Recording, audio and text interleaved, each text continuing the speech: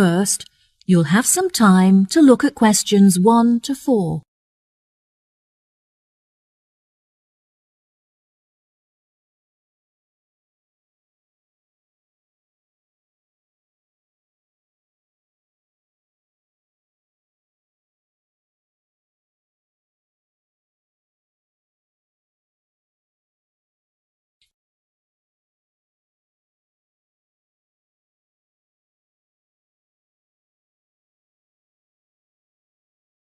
Listen carefully and answer questions 1 to 4.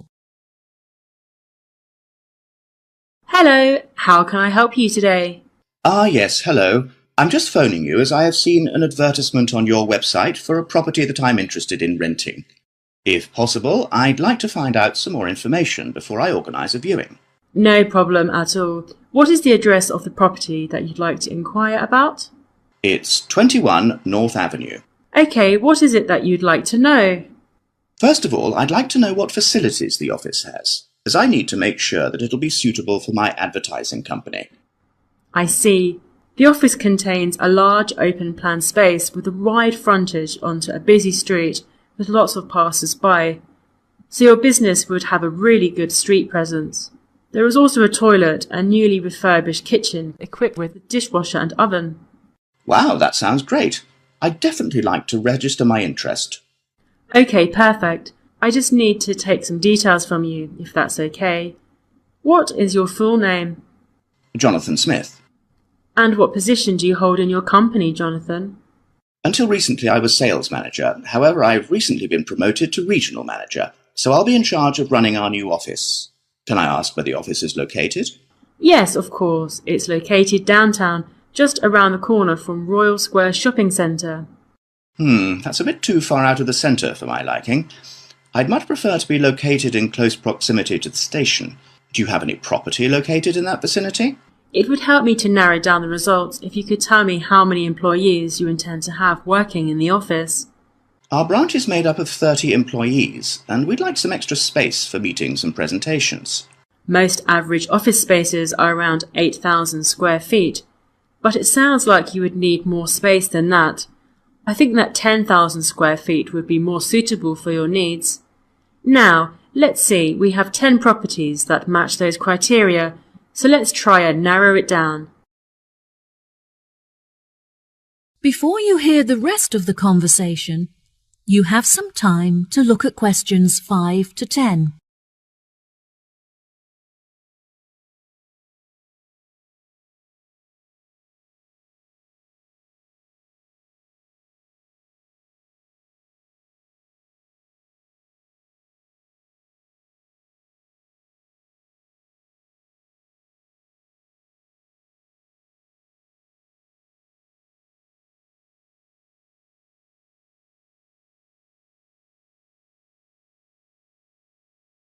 Now listen and answer questions 5 to 10. Do you have any other requirements? Well, we'll need access to the office 12 hours a day, but security should be 24-hour. We don't hold any money on the premises, but it's crucial that we protect our customer information against theft. Okay, anything else? Yes, ideally I would prefer the new office to be split over 2 levels, so that the working office area is kept separate from street level. That will enable us to locate a reception at ground floor level to welcome customers when they arrive. And are there any particular facilities that you need? Our employees work very hard throughout the day, and I want to make sure that they're well nourished. It would therefore be ideal if I could provide them with a kitchen to cook hot meals at lunchtime. Would you want the kitchen to be located at first floor level with the office? No, I don't want the office to be filled with the smell of food. It would be better if the new office had a basement where we could locate the kitchen and staff room area to keep it at arm's length from the workspace. Okay, I have now narrowed the search to 2 available properties. Do you have any other requirements that could narrow our search down to 1 result? All of our office staff will be working at desktop computers, so I'll need the office to be equipped with at least 40 power sockets if possible. Anything else? Studies have shown that exercise is very important for maintaining happiness and healthy brain function. In an office environment, it's very difficult to get sufficient daily exercise, so it would be great if they had access to a nearby exercise area. One of the available offices is located next door to a gym. Would this be suitable? Yes, absolutely. A gym is exactly what I was thinking of. Brilliant. Do you need the office to be furnished? I don't think so. I already have some furniture, so I would prefer to bring this myself. That's no problem at all. And before I forget, we will definitely require Wi-Fi access, as much of our work and customer recruitment is carried out online. No problem. It sounds like the property will suit your needs perfectly. I've taken the liberty of booking you a viewing at 3 p.m. on Thursday, so you can see it for yourself. Is there anything else I can help you with today? No, I think that's all the information I need. Thanks very much for your help. No problem. It's been my pleasure to be of assistance. Goodbye. That is the end of part 1. You now have half a minute to check your answers.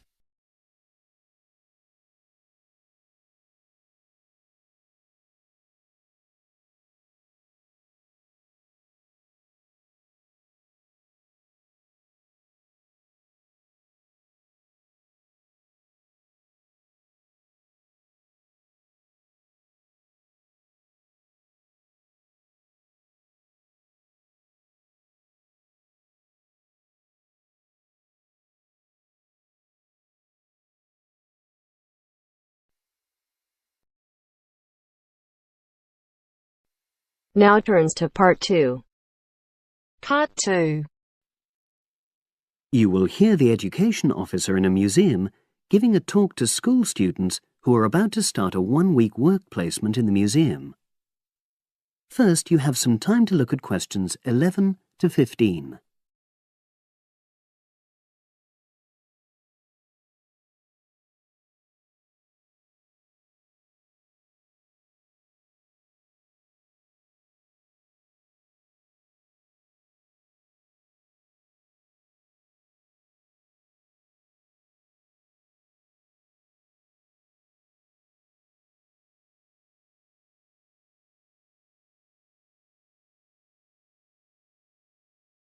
Now listen and answer questions 11 to 15.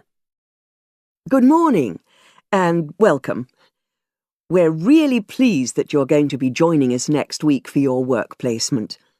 Now, each of you will already have met the member of museum staff assigned to supervise you. In this short talk today, I'll be giving you more general information which will be relevant to all 6 of you.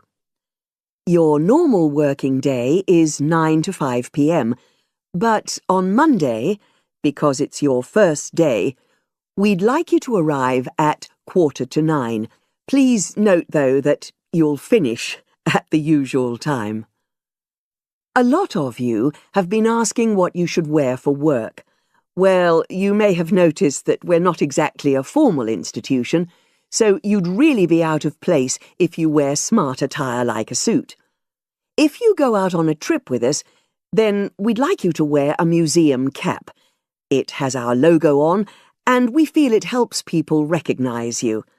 But on a day-to-day basis in the museum itself, we say put on your own casual clothing because you'll be doing lots of dusty, messy work.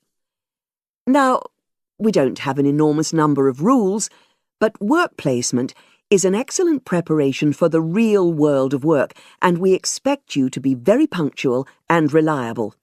If you're not well, or there's been a hold-up, then what we ask you to do is ring the museum receptionist.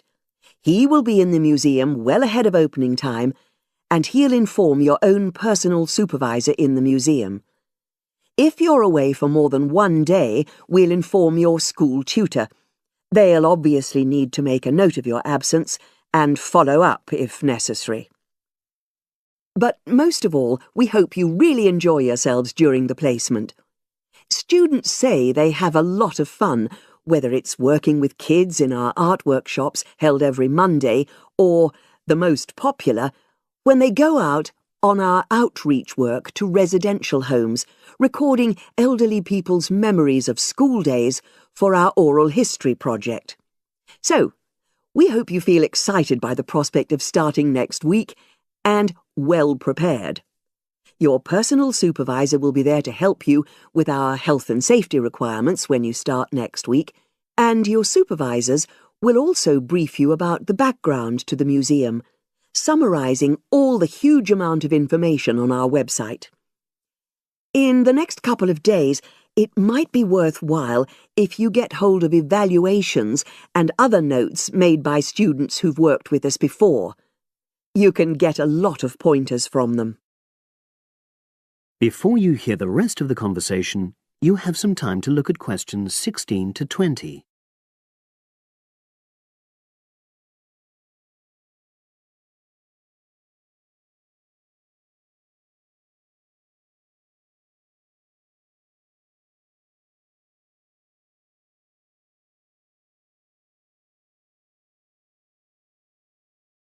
Now listen and answer questions 16 to 20.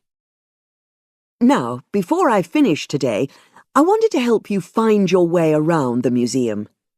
When you start next Monday, the first thing you'll need to do is sign in. Come through the main entrance and you'll see the main staircase straight ahead. To the right of this is the statue of the horse, and just behind that is a door. Go through that, and that's the sign-in office. Now, on the first day, you'll be working in Gallery 1. You'll find this as follows. In the central courtyard area, close to the entrance, there's a large chest where visitors put donations for the museum. The door just behind that leads to Gallery 1. The workshop you'll be taking part in starts at 11, but if you want to go in earlier, you can get the key and let yourself in. The key box is quite hard to find. Walk behind reception, and it's between the large gallery and the bookshop. I haven't mentioned breaks, lunch, etc. Unfortunately, our cafe's closed at the moment, so your best bet is to bring a packed lunch. We tend to have our sandwiches in the kitchen area. Go round the reception desk, and you'll see a small circular cabinet. The door to the kitchen area is just behind that. Now, every day, we put up notices about what's happening in the museum. Your supervisor will brief you, but if you want to check up on details, look on our staff notice board. This is in the corner of the play area, at the back, on the wall of Gallery 3. If you have any questions, I'd be happy to help. That is the end of part 2. You now have half a minute to check your answers.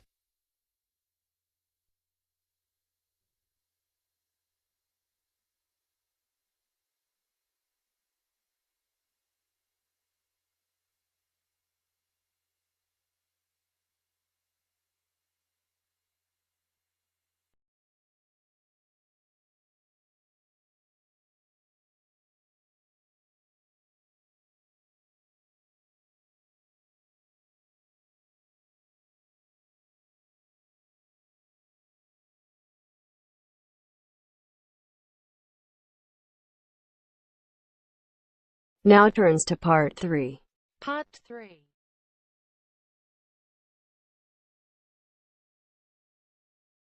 You will hear a discussion between a business student called Marco and his personal tutor about the courses that Marco should take. First, you have some time to look at questions 21 to 23 on page 5.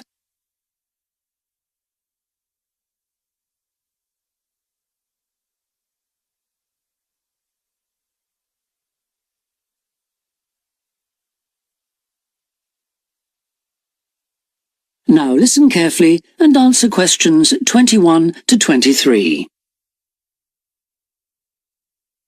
Hi, Marco. Come in. Thanks.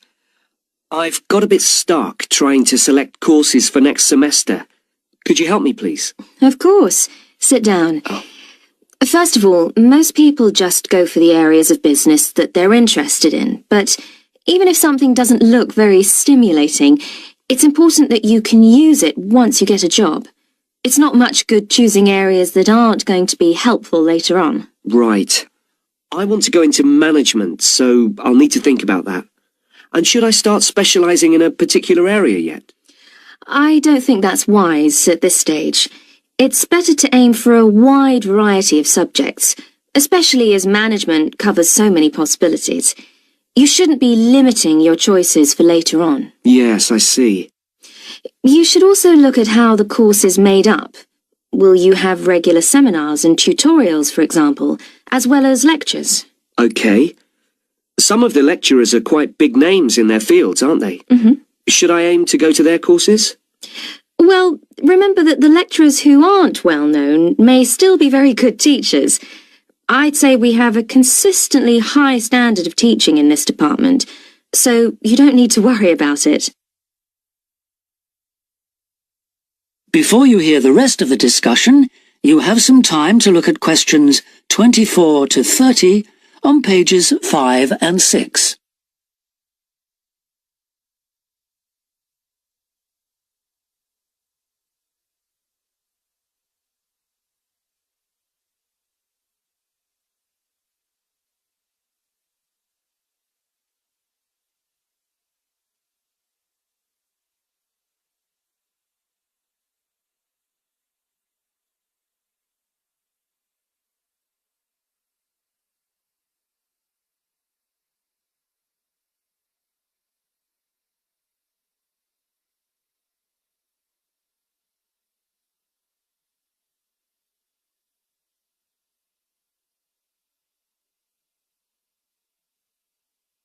Now listen and answer questions 24 to 30. Good. Well, that's a great help. Now, last time we met, you mentioned doing team management, didn't you? That's right. I'm still quite keen on the idea. Mm-hmm. The trouble is that because of changes in the content of various courses, team management overlaps with the Introduction to Management course you took in your first year. So what you learned from it would be too little for the amount of time you'd have to spend on it. I'll drop that idea then. Have you had a chance to look at the outline I wrote for my finance dissertation? I left it in your pigeonhole last week. Yes. Why exactly do you want to write a dissertation instead of taking the finance modules? It'll be pretty demanding. Well, I'm quite prepared to do the extra work because I'm keen to investigate something in depth, instead of just skating across the surface. I realise that a broader knowledge base may be more useful to my career, but I'm really keen to do this. Right. Well, I had a quick look through your outline, and the first thing that struck me was that you'll have to be careful how you set about it, as the way you've organised it seems unnecessarily complex. The data that you want to collect and analyse is potentially valuable, but you'll need to narrow down the subject matter to make the whole thing manageable. Okay. I'll have another look at it. I was talking to Professor Briggs about it yesterday, and I got some more ideas then. For part of the dissertation, I was thinking of trying to persuade finance managers from 3 or 4 companies to let me ask them about their company finances. If not, I think I'll have to change to another topic. Well, go ahead then. I could give you some names. Thanks. Now, let's talk about practicalities. Your dissertation must be finalised by the end of May, so you should aim to finish the first draft by the end of March. Is that feasible? Yes, it shouldn't be a problem. I'll need to register for the dissertation, won't I? Is that with the registrar's department? No, it's internal to this department, so you just need to let the secretary know. Do that as soon as you're sure you're going to write the dissertation. Okay. Then, to analyse your statistics, you're going to need some suitable software.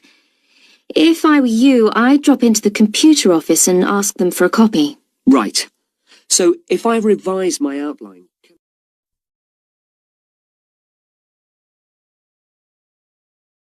That is the end of part 3. You now have half a minute to check your answers.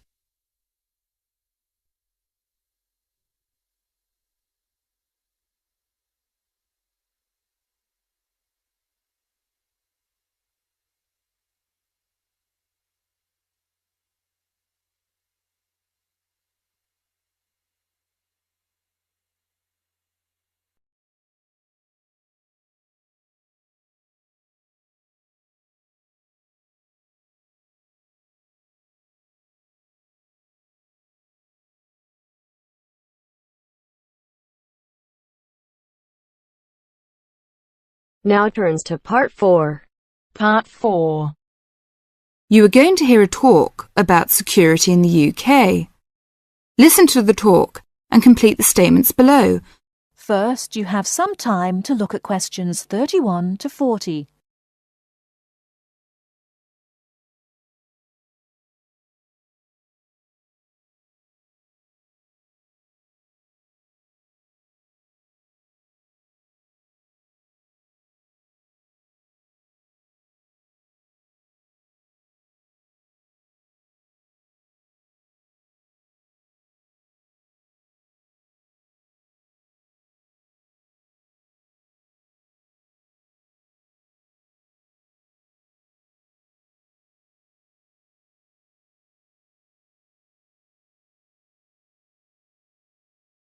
Now listen carefully and answer questions 31 to 40.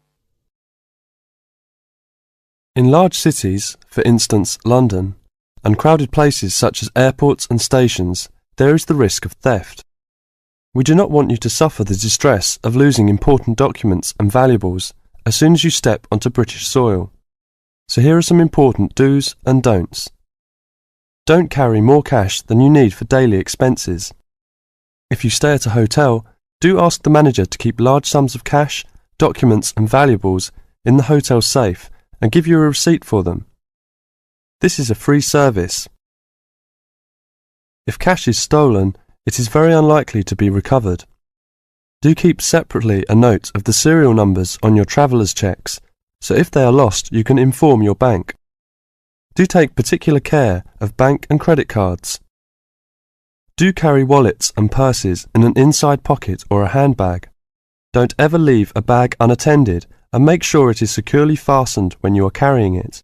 Do carry jewellery and valuables such as cameras, radios and typewriters on you or with you and keep a note of any serial numbers. Do take special care of your passport, travel tickets and other important documents. Documents are at risk particularly at airports and stations where it is obvious that most people will be carrying them. Do make a note and keep it in a safe place of the number of your passport, its date and place of issue. This makes replacement easier if you are unlucky enough to lose it. If you don't want to carry heavy luggage around with you, you can leave it in a luggage office at most large stations and pick it up later. Keep the receipt so that you can reclaim your luggage. Check the opening hours or you may find your luggage locked away when you need it again. If you lose any of your luggage in transit, take this up immediately with the officials of the airline or shipping line. But don't worry too much. 98% is found within 3 days. If you lose anything, go first to the lost property office at the airport or station, as it may have been found and handed in. If you lose your luggage in the street, or suspect it has been stolen rather than gone astray, find the nearest policeman who will advise you what to do. That is the end of Part 4. You now have half a minute to check your answers.